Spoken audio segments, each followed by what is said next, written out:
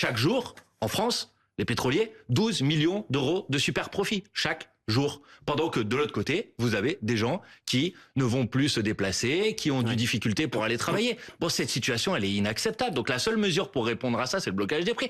Et c'est la seule mesure qui coûte 0 € à l'État. Ça coûte 0 € à l'État, ça met à contribution les marges des profiteurs de crise.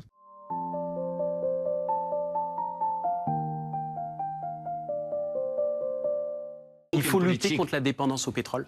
Ah, évidemment, il faut préparer l'après-pétrole. Est-ce que bloquer les prix des carburants, c'est lutter contre la dépendance, puisque je rappelle que c'est la mesure que vous préconisez? Je comprends sincèrement votre question, mais vous devez distinguer... Il y a quelque chose d'un peu paradoxal. Non, enfin, je crois pas. Je crois qu'il faut que vous distinguiez dans les réponses politiques qui sont de l'ordre du court terme, c'est-à-dire des gens aujourd'hui qui n'ont pas d'alternative et qui sont obligés d'utiliser leur voiture qui fonctionne avec du carburant et donc issue du pétrole.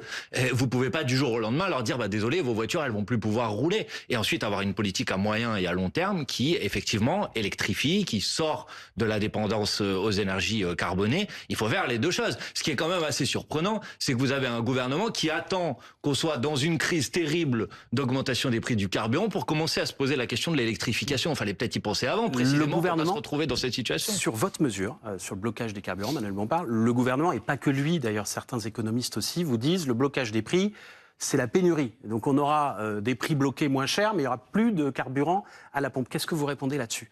Que le blocage des prix, ça existe dans les départements et territoires d'outre-mer aujourd'hui.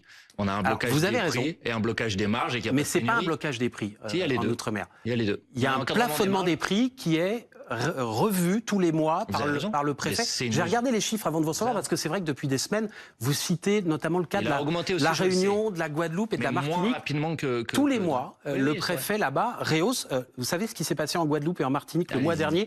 31 centimes de plus pour le gazole et 17 centimes pour le super. Là où je vous donne le point, là où c'est vrai, c'est qu'il reste moins cher qu'en métropole. Mais attendez, ça augmente quand même, mais ça augmente le mois d'après. Je vous remercie d'avoir fait ce travail parce que aucun de vos collègues quasiment l'avait fait. C'est à force de vous entendre dire ça. Je vous remercie de l'avoir fait. Mais c'est pas un blocage. Et attendez, si, c'est un blocage des prix. C'est juste que le blocage des prix, c'est fixer un prix et cette fixation du prix, elle a lieu chaque mois dans une réunion. Donc ça augmente avec un mois de retard et ça baisse avec un mois de retard. Vous avez raison. Il y a des mesures de contrôle des prix et des mesures d'encadrement des marges. Ce qu'il faut dire, c'est que les prix sont aujourd'hui plus bas que ce qu'ils sont aujourd'hui dans l'Hexagone et que la hausse, elle a mis beaucoup plus de temps. Un mois. Elle a mis un mois à se répercuter. Un mois, c'est pas négligeable. Mais ce sera peut-être la même chose à la baisse. Donc au final, dans la poche des automobilistes de la Réunion ou de Guadeloupe. Je pense qu'aujourd'hui, les automobilistes de la Réunion ou de Guadeloupe, ils seront contents de voir que les prix du carburant sont plus faibles que ce qu'ils sont aujourd'hui dans l'Hexagone.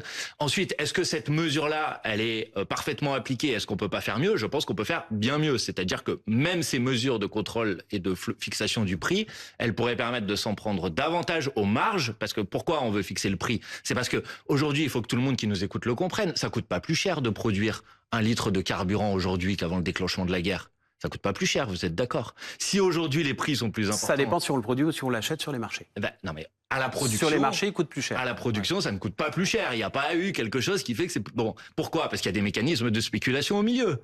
Bon, donc la question d'une mesure de contrôle des prix, c'est face à des mécanismes spéculatifs, arrêtez cette situation dans laquelle vous avez l'immense majorité des Français qui tirent la longue, qui se serrent la ceinture, qui n'arrivent pas à s'en sortir, qui réduit y compris ses déplacements, et de l'autre côté, des grandes entreprises qui font, attendez bien, chaque jour, en France, les pétroliers, 12 millions d'euros de super profit chaque jour. Pendant que de l'autre côté, vous avez des gens qui ne vont plus se déplacer, qui ont des difficultés pour aller travailler. Bon, cette situation, elle est inacceptable. Donc la seule mesure pour répondre à ça, c'est le blocage des prix. Et c'est la seule mesure qui coûte 0 € à l'État. Ça coûte 0 € à l'État, ça met à contribution les marges des profiteurs de crise. On va atteindre les 40 degrés dans les jours qui viennent. Est-ce qu'il faut s'habituer ou est-ce qu'il faut s'adapter ou les deux? Il faut s'adapter. Et il faut lutter contre le réchauffement climatique parce que l'augmentation de ces événements climatiques extrêmes est liée à l'augmentation de la température et donc au réchauffement climatique. Quelle est la mesure que vous prendriez tout de suite qui n'a pas encore été prise? Il y en a beaucoup, mais par exemple, Non, mais par exemple, il y a quelque chose de très simple et qui devrait normalement réunir tout le monde. C'est qu'aujourd'hui, on a un rythme de rénovation thermique des logements qui est pas du tout à la hauteur de la situation. On estime qu'il faudrait rénover autour de 600 000 logements par an. On rénove 100, 200 000 logements par an chaque année, depuis des années et des années. C'est une mesure à laquelle tout le monde aurait un intérêt. Mais ça coûte très cher. Ben oui, mais à un moment, il faut faire des priorités budgétaires. Vous réduisez les bouilloires thermiques, c'est-à-dire ces logements dans lesquels les gens vivent alors qu'ils sont mal isolés.